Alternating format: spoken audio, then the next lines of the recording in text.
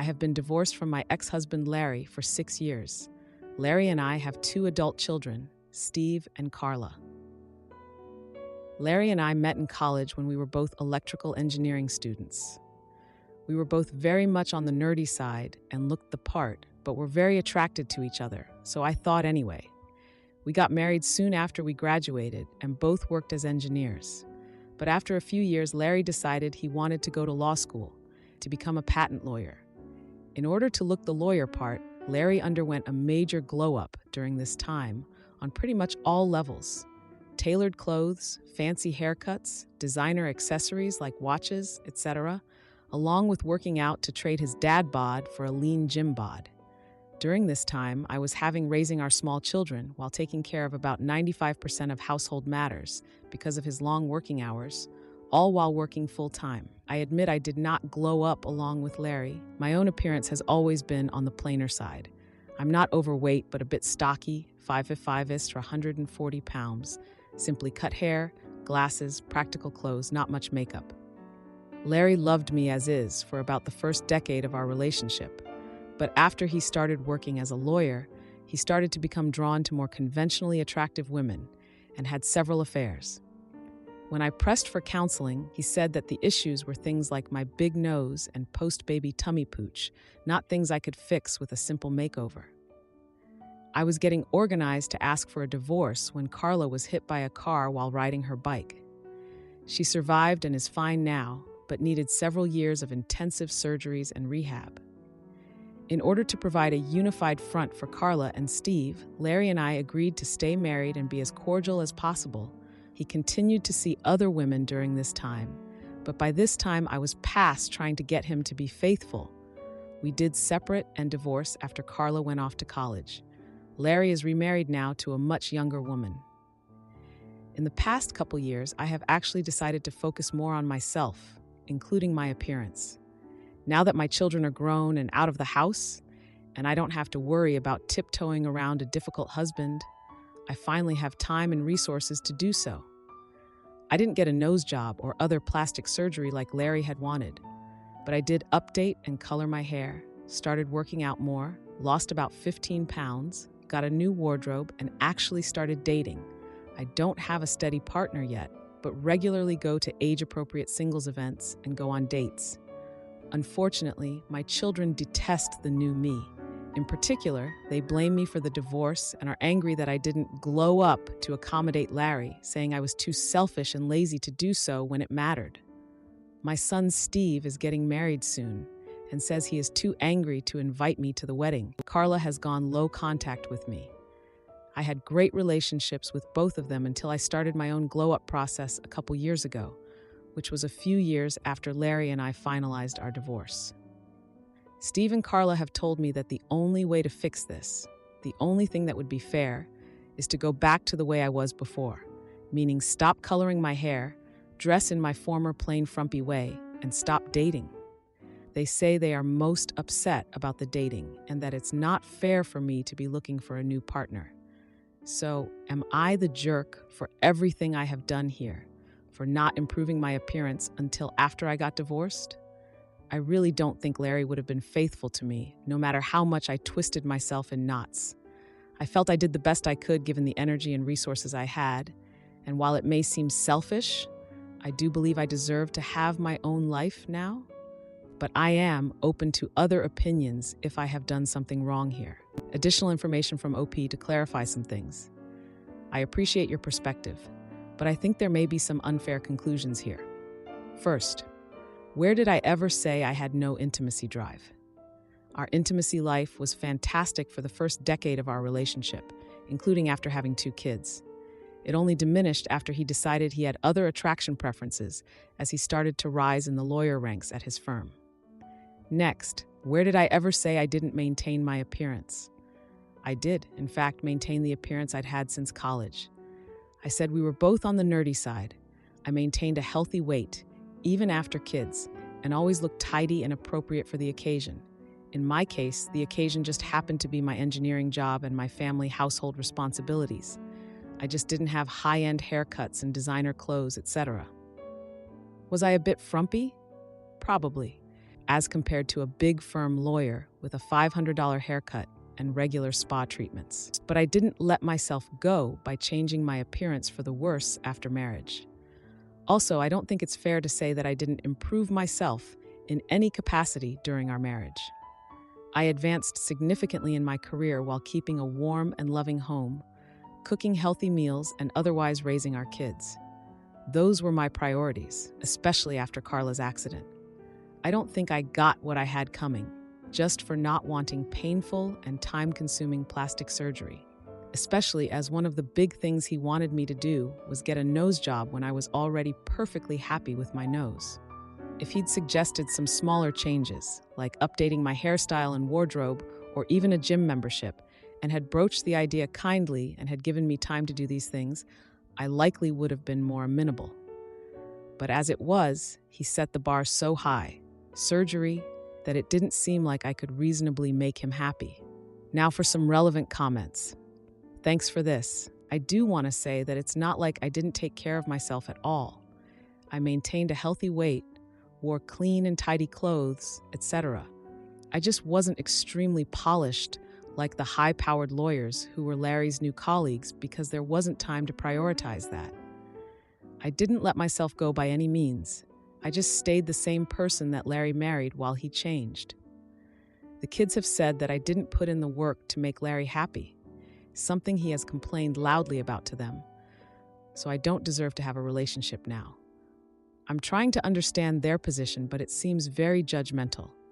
When asked if her children knew their father cheated on her, yes, they know he cheated. He regularly paraded the other women in front of them as daddy's friends and openly left me for the young woman he subsequently married. But he convinced them that he had no choice because I was a slob. I disagree with this assessment. I just had a plain and simple appearance, and he became out of my league in terms of looks and professional standing. Yes, they know he was repeatedly unfaithful and that he ultimately left me for someone else. He did not try to hide this, but he has convinced them that I drove him away after he begged me to pay more attention to my appearance, and I refused. I mean, no, I wasn't going to go get painful and time-consuming plastic surgeries while I was working full-time, doing nearly all the childcare and household tasks, and then coordinating my daughter's medical care and rehab after her accident, especially as it's not like he offered to help and do more so that I'd have time to do more appearance-related stuff. I do appreciate you saying that I deserve to be happy and healthy now. Yes, they know about the cheating and still blame me. They say, as he does, that he wouldn't have cheated if I'd paid more attention to my appearance.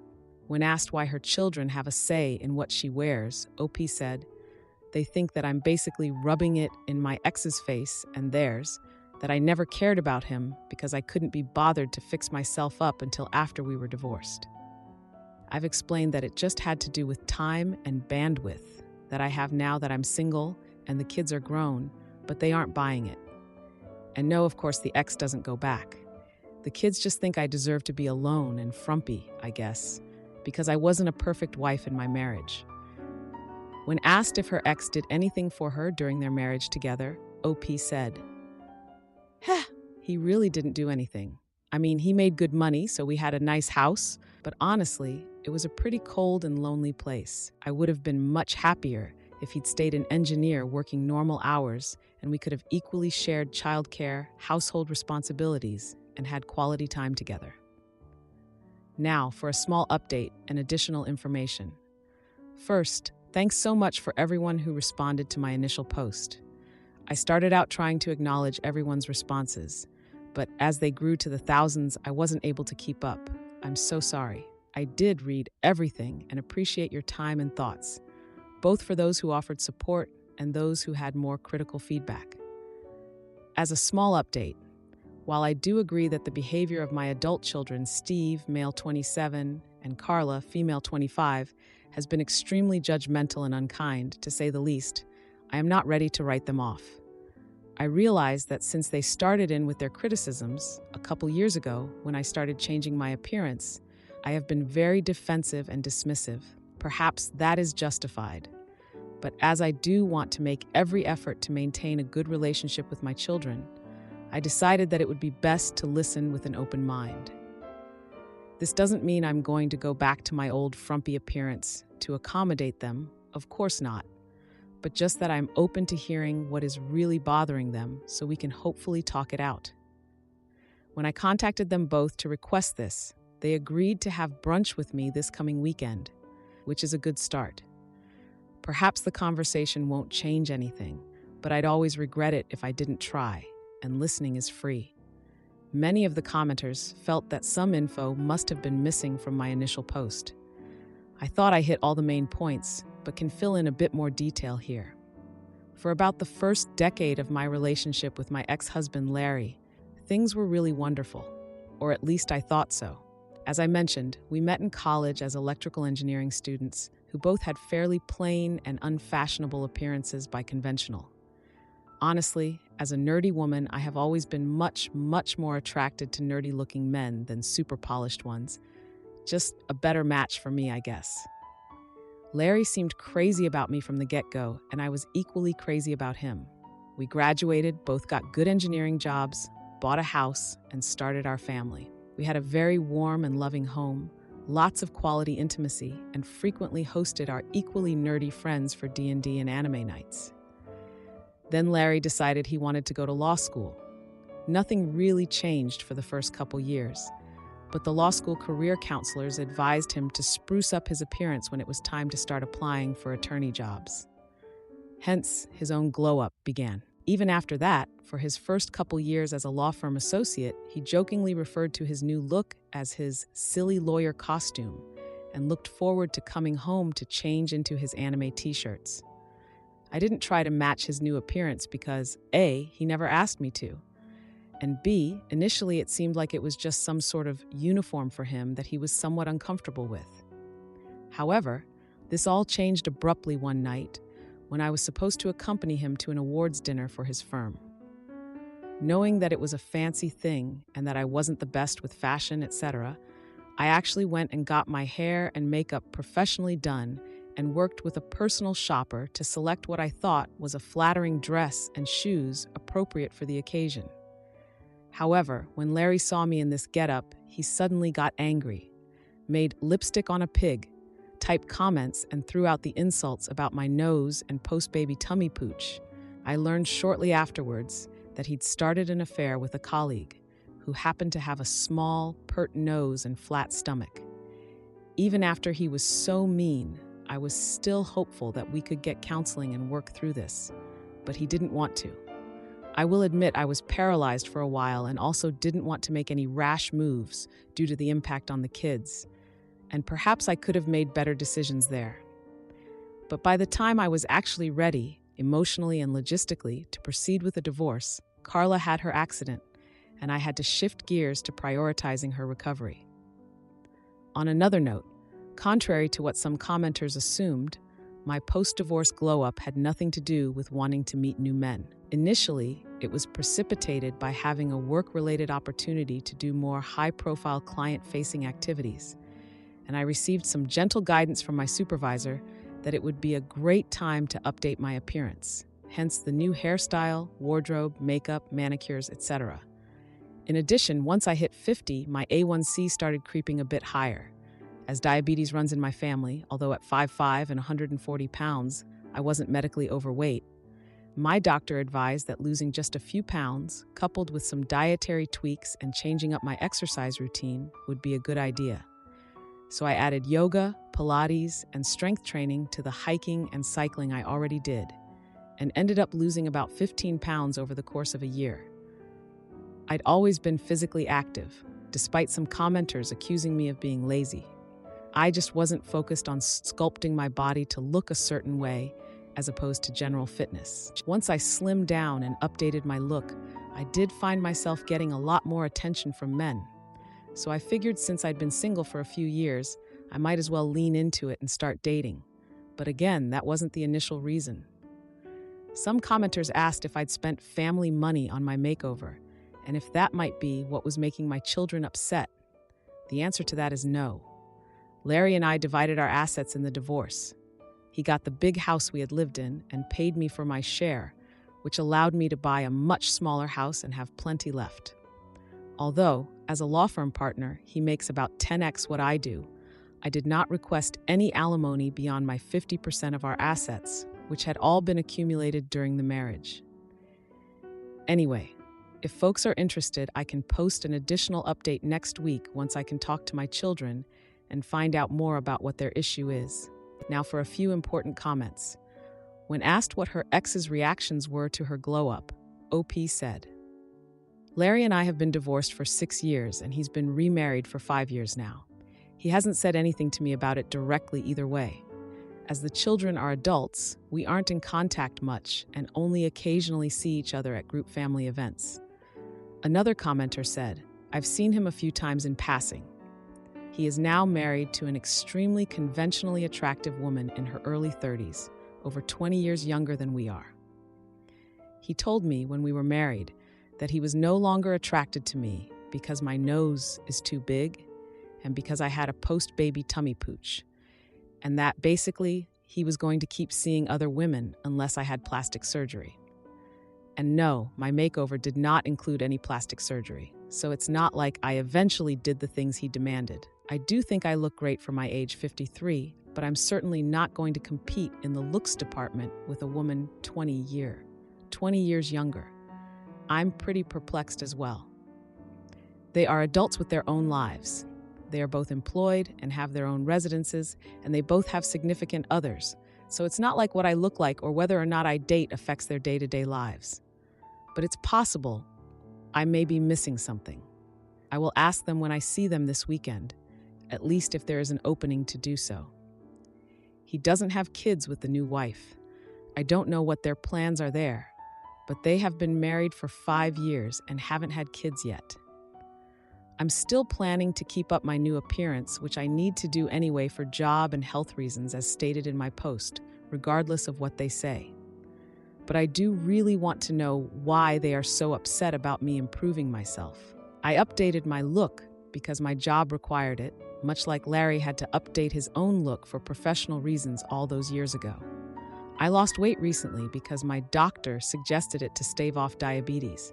Before, there wasn't a health-related reason to lose weight because I wasn't medically overweight and didn't have any health issues. They likely don't know the full extent of the verbal abuse. Frankly, I didn't want to air dirty laundry and come between my children and their father, per the advice of any mental health expert advising people going through a divorce. But perhaps I can share a bit more now that they appear to be judging me without having all the info. Am I the idiot for wanting to divorce my husband after he compared me to my cousin during intimacy? I'm 34, female, what I thought as happily married, 2 kids with my husband, M37. We went to my female cousin's wedding this summer, and my husband drinks socially for weddings and large gatherings, so this is not the norm for him. He drank so much at the wedding, though, it's not an excuse. After the wedding, we went back to the hotel and started having intimacy immediately. When he went inside me, he started saying, "Your cousin Soren is so hot, I'm gonna fuck you like I'm sleeping with her." I literally went numb. I could not enjoy the intimacy, and he literally gave me the best intimacy of our entire marriage, but I was dead inside. The next day, he didn't remember anything. I mentioned it to him a few days later because we have intimacy pretty much every single day for the past 7 years being married. I could stomach sleeping with him, and he knew something was wrong because we're very affectionate. I told him I couldn't look at him the same. He said sorry, blah blah. Apparently he wasn't that drunk to remember what he said. I haven't told anyone, but every day I fantasize of straight up leaving him. And when I have intimacy with him, I completely blank out and pretend it's not him. It's been a few months, and I haven't told him. Other than this, he's my dream husband, and I'm so torn if I should divorce. He is the only person I've ever had intimacy with right out of college, so my attachment is strong. My libido used to be high, and now our intimacy every night is usually him just straight up fingering me to find the hole and then inserts, and is him enjoying himself. He apologized so many times, wants therapy, and gets emotional, not understanding why I can't enjoy intimacy with him. I tried 3 solo therapy sessions and they just say, forgive, because it's not infidelity and can be resolved in communication. For some reason, intimacy is a trauma for me now, and I can't stop thinking about it no matter how great our day is. Divorce seems freeing, but seems chaotic and obvious, a dramatic choice over this. Yes, my cousin is hot, but so are my 7 other girl cousins. Now family functions with holidays coming up seem terrifying. Also, I'm very, very attractive too. I'm just not 24 anymore. My cousin's age. Again, I haven't shared my current feelings with him in months because I'm embarrassed and don't want to bring it up again. I know it's insecure and I don't want to look insecure. I'm just mentally and physically unwell. Last night, we didn't have intimacy. I slept good, but had to think about everyone's comments. Some made me laugh, some challenged me. My husband hugged me and didn't initiate intimacy for the first time and kissed me and said, I know something is not okay with you and I'm praying for you and it hurts to see you in pain. Didn't make me feel better. Seriously feel the same inside. Going to talk to him tonight. Also to counseling this week with him and stop having intimacy until I feel safe and forgive him. I need to heal. I'm a hot girl spiraling. Never judge a book by its cover. People see me and think my life is perfect and I'm lucky. I'm numb inside, just wanting to feel loved again. I hope there's hope around the corner. I have been completely destroyed, sexually, mentally, and now physically.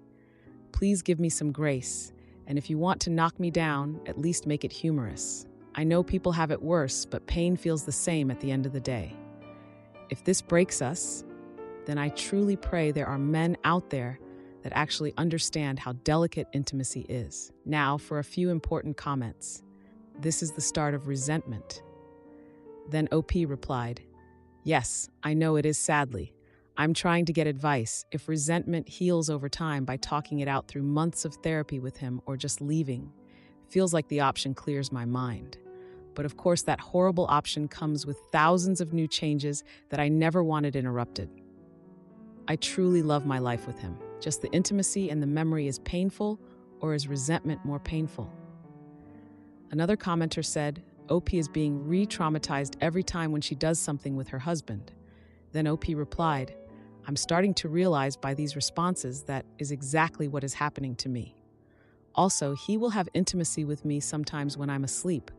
Then I wake up to him having intimacy with me because I'm not the same anymore, desiring it and initiating it. I'll wake up and go along with it and just enjoy what I can. I'm sorry I'm a broken human right now. This is my first person to have intimacy with. I've been with only one man right out of college, then married for 7. It's truly difficult for my mind just to stop intimacy. I know it's fucked up what I'm doing too by ignoring it. Another commenter said, wow, Idik, how you could ever truly get over that. The safe space and intimacy between you two is completely gone. I mean, to find someone else attractive is completely normal. But what he said while inside of you, and continued to imagine her while giving you the best intimacy ever during your marriage would make me want to vomit. I'd lose all attraction to him, and the only way I'd ever want to even be around him or intimate is if there was a way to build that level of trust again. Maybe counseling can help things. Are there other issues in the marriage? I can't imagine that this egregious slip of the tongue is an isolated incident. You deserve so much better. At the very least, a partner that doesn't announce he is going to pretend you're someone else while he gets himself off using your body. Then OP replied, best comment. Well, that's the problem. This is our first exposed isolated moment, which makes me physically ill because I'm thinking all the time, wait, what does he really think? Is there more in hiding? I question everything now. He's very apologetic and wants to have counseling. He's very affectionate and knows something's wrong for a while and tries hard to help me by being more affectionate. However, I can live a happy marriage all day long. It's strictly during intimacy. I mentally freeze and feel like I'm with a stranger and violated. I have to think of everything else and just accept the pleasure aspect. It's painful because we used to have such a strong love friendship through intimacy. I can't stomach explaining to people why we divorced. I feel trapped, but also I don't know how a counselor can help me push through. I've read so much and did 3 solo sessions. I know it all stems from forgiveness, but I have like a trauma memory almost. I understand it's normal to find others attractive. I can easily tell him someone else is. But during an intimate moment, talking about my cousin, who just got married, that I have to be a part of her life forever. It's gut-wrenching. I don't know how to move forward. I don't want to get a divorce and then this be a struggle with someone else. I also think, are all men like this? Now for the one-day update. I, 34 female, spoke with my husband M35. It did not go well. I'm completely blindsided. I'm really appreciative of everyone's opinions and perspectives. However, it was more than I can emotionally or mentally handle. He was very remorseful about the first situation. My husband said he wanted to frick my cousin that was so hot after her wedding, as he shared that info inside me, then proceeds to frick me like that because, well, he enjoyed it and felt like the best intimacy of his life and mine too, though I was completely traumatized. He is so sorry that it hurts me to this day, but totally gaslit me and thinks I'm immature and need to move on. That I've said hurtful stuff and doesn't matter the depth of subject, that all hurts are equal. Then he starts crying how sorry he is and that it pains him how he hurt me and wants our marriage to be restored. He completely diminished my feelings when I shared more after that and acted like I needed to get over it. It gets worse. 1. He proceeds to tell me what I already know, but it gets worse. That of course it's normal to find other people more attractive. He thinks I'm very beautiful, but he actually thinks like this a lot. And though he tries to enjoy making love with me, yes, he sometimes thinks of other women he's fricked in college, my friends, my cousins, and occasionally corn girls he saw online prior to marriage. He knows it's wrong and is a man working on his sinful desires. His words. Those are his intrusive thoughts he needs to battle against to make sure he loves me better and makes me feel desired. Thank you for cutting the knife deeper and extending the list. Whoa, gut-wrenching. I'm shaking typing this. 2, he wants to get help for our marriage and is willing to go to counseling. Only it's done through our church. Again, I only disclose to some comments. Yes, we're Mormon, and it's very much like forgive and move on. No doubt there is a lot of work in those sessions, but I feel like it's a scapegoat for him. He doesn't think the counseling needs to be centered around this topic, but more of my resentment and unforgiveness issues. He thinks I'm the problem and had no issues vocalizing that I need a lot of healing. Not from him, well, that I'm basically crazy. He also mentioned maybe my issue stems from not having a good dad in my life. I'm sorry, but I was not thinking about my father while you fricked me pretending it was my cousin. 3, he then states, why is this coming out of nowhere? I proceed with sharing honesty in Reddit, becoming my help to my voice. Whoa. Now he's very mad. How could I share such intimate details with strangers? I know it's wrong, but of course now I'm a crazy woman, and he's super hurt that I did that and doesn't know how he can forgive me for that. 4, I bring up the intimacy. I told him I feel uncomfortable and numb. I think it's highly disturbing. He fingers me to find my hole, then inserts his weenie in me while I'm sleeping, and that more than 20 plus times I either accept it and just lay there with my eyes closed, or I'm awake to enjoy the pleasure, and he will continue till he comes from dodgy position, every time, then rolls over and snoozes. He says, sorry, I will never do that again since it makes me uncomfortable. He thought it was consensual since it's been happening like that all summer. I said, well, I have been unwell mentally and didn't voice it. He then says he finds it offensive and disturbing. I called it rap and that he is not dominating and I need help for using those words. 5, he thinks we should separate and doesn't want to talk to me. He thinks it's better we don't talk because he doesn't like fighting and my mean words and accusations. He said he's willing to make it work if I seek help from the church and go to counseling, that I'm the one with serious issues because he already said sorry the one time. 6, I got very angry and called him a freaking jerk and was yelling at him and crying. He walked out the room and said he's not dealing with me. I followed him and he said it's best we don't talk unless it's in front of a counselor and told me to get away from him. 7, he said when we didn't have intimacy last night, he was concerned how I looked that he prayed for me. He's concerned I need help. suggested I read my Bible, go for a walk, and learn to forgive quickly because the hate in my heart is really unattractive. He also suggested we try for a baby this month because he wants more kids, so to forgive him soon so we don't miss that opportunity. Then proceeds to stonewall me. 8. He is completely offended that I don't think he loves me or cares for me, that he's human and makes mistakes.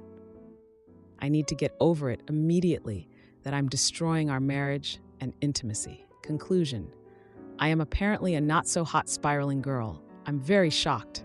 I didn't think I could be more hurt.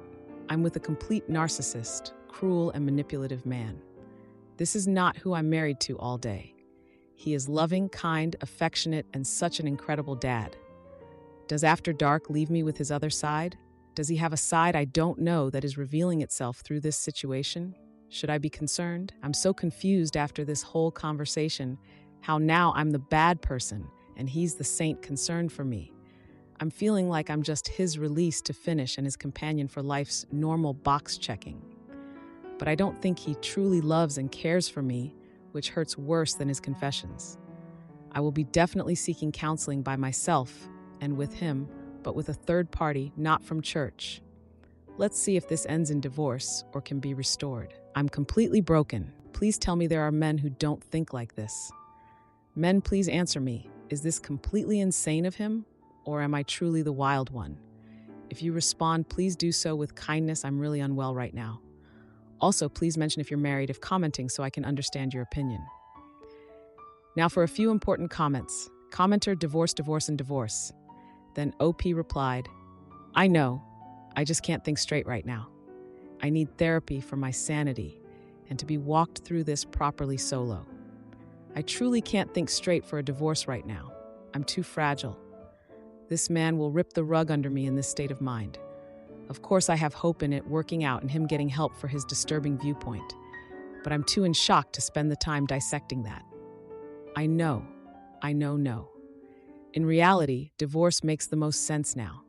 I have children, I have a million things to think about now. Another commenter said, he's gaslighting the absolute hell out of you. Jesus Christ. Then OP replied, I know I'm out of words. I was not expecting this. Now for a few important comments. Commenter 3, I'm Mormon. Everything he said is not okay. You don't need the church, you need a divorce. This goes beyond, I was drunk and slipped about liking your cousin. This is toxic. If he is Mormon too, then why is he drinking? It sounds like a double life going on, using the church to keep up his image. If he attacked you, that's grounds for excommunication. He has many issues, and the gaslighting is absolutely a tactic to flip all this on you and make you feel guilty. Frick him and his I'll pray for you nonsense. My husband would never ever act this way with me, and if he did, I would leave him too. The way your husband is talking is scary and dangerous. Also, he could very likely be into corn. His intimacy drive and fantasizing can be normal, but his hostility towards you and defensiveness screams corn addict to me. Then OP replied, I have no desire to dissect his addiction or reasonings behind anything because he truly feels like he's not in the wrong, and anything he did wrong is forgivable, and I need to move on. He took me on a roller coaster of crying, pleading, yelling, screaming, laughing at me, and then stonewalling me all in one conversation. But I'm crazy? I'm crazy in the fact I was stupid to wait this long and not deal with this sooner. Yes, he shouldn't drink, but does on occasion. A lot of Mormons secretly do, then regret it. Clearly, it's not a drinking problem, but an intimacy issue. At this point, I don't care if he watches porn. It's completely wrong. Everything he says is wrong. I care about my well-being. The stress on my body today is painful. Am I the idiot for lowering our offer by $10,000 after the sellers tried to scam us? The sellers are charging us £1,000 a week every Friday we don't exchange, and they've made it retroactive from 4 weeks ago. Admittedly, it's been a long process, but we haven't done anything to purposefully slow it down. Everyone we know who has been through this in England understands how messed up the system is. So I'm struggling to understand what's so unique about this situation. Seller put an arbitrary date in and gave the tenants notice, so is charging this amount, claiming to be losing money. Never mind the fact that we're paying more for the property than they paid for it a few years ago. Anyway, There's no way I'm agreeing to this and want to pull out on principle because this situation has soured us on the property and has made me mistrusting of the seller, not to mention angry. Has anyone been in a situation like this? Now for some comments. Ethereum, call their bluff. You have no contract, so they can't charge you anything. And for them to add it to the house cost will invalidate your mortgage offer. And they'll lose more than $1,000 a week if you drop out. It's all nonsense anyway. I assume you understand they cannot charge you anything, lol. Even if you get to exchange, you can just refuse, and then it's up to them to pull out or not. If they only just gave tenants notice, you can't exchange. They have 2 months to leave, and they also aren't losing any money. So by not serving notice till late, they're holding up their own sale. What's holding up the sale currently? Either way, you just go, no idiots here, and probably look for other places if you're close to exchange. Just call their bluff anyway. The tenants are now out. That's their issue. But they based it on an arbitrary date that wasn't agreed to by anyone else. Main holdup was waiting on things being issued by our local, notoriously useless council. Oh, and if they're contacting you directly, redirect all communications via your solicitor. I never spoke directly to my seller, as I assume your solicitor would also laugh at them claiming this and explain how it works. That's what you pay them for. It's coming via the estate agent and now via our solicitor, who notified us of the £4,000 retroactive hike. You should respond immediately via solicitor that you refuse this stipulation and will pull out of the process if this issue is not dropped. For me, this is a major red flag, Rart the seller. This is my instinct, but I'm wondering what else we should be worried about. Every day it feels like something else. Honestly, I'd pull out just to spite them. That's a horrifically shitty way to treat someone buying a property. That's where I'm at. But I'm trying to figure out if I'm being overly emotional and therefore not rational. Now for the one-day update. As expected, the sellers have backed off after we informed them that we were pulling out of the sale, offering up the originally agreed-upon price. We've taken the evening to consider it, but are feeling conflicted about what to do, as we now feel a considerable amount of mistrust towards them. Everyone's comments yesterday gave us lots to think about, and it was helpful to see people expressing the outrage we were feeling. The house is not perfect and needs work. Work we wouldn't be able to afford for some time. Also, I was recently made redundant, and whilst I have no doubt I will one day work again, I do understand the job market is not robust at the moment, so things will be inevitably tight in this new house until I'm working again. Maybe these pricks have done us a massive favor. Now for some top comments. Well done, OP. As I said before, they fricked around and found out. Good luck with the job hunt. No idiots here. Make them wait until Monday, then walk away. Instead of walking away, drop your offer by $10,000 due to the stress they caused.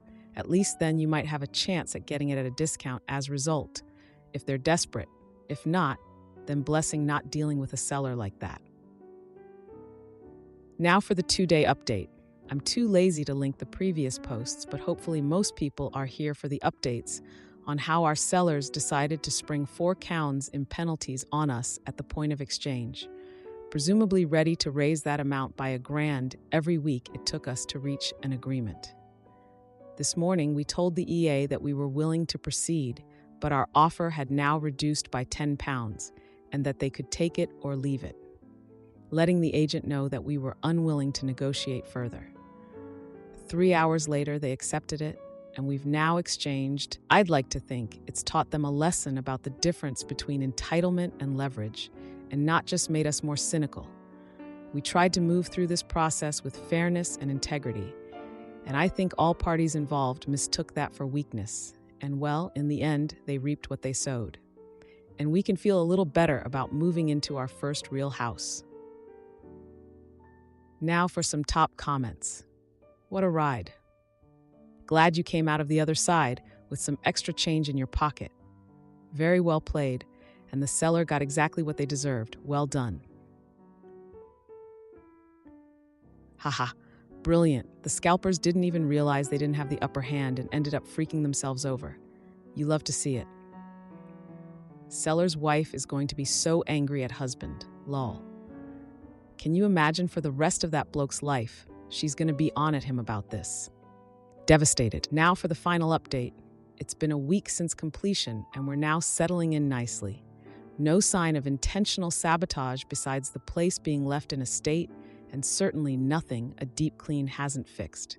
The house is already starting to feel like home as we very gradually unpack. Thank you to everyone for the encouragement, advice, and support. I got to feel like a bit of a folk hero for a moment, and I know that'll be a cherished memory and a story I'll be dining out on for some time to come. Wishing you all good outcomes like ours. Never underestimate the power of saying no, and always remember the golden rule: don't be a jerk.